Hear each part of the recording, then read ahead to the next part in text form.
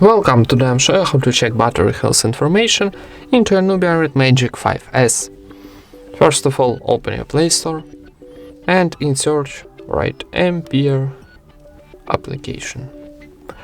This one. Need downloading and installing, so wait a second for install. And now tap open. Then tap yes I agree, close and OK. Now need swipe on the right, and here in the second column on the top we got our health information, so our health battery is good. And that's it. Thank you for watching, leave thumbs ups and subscribe to our channel.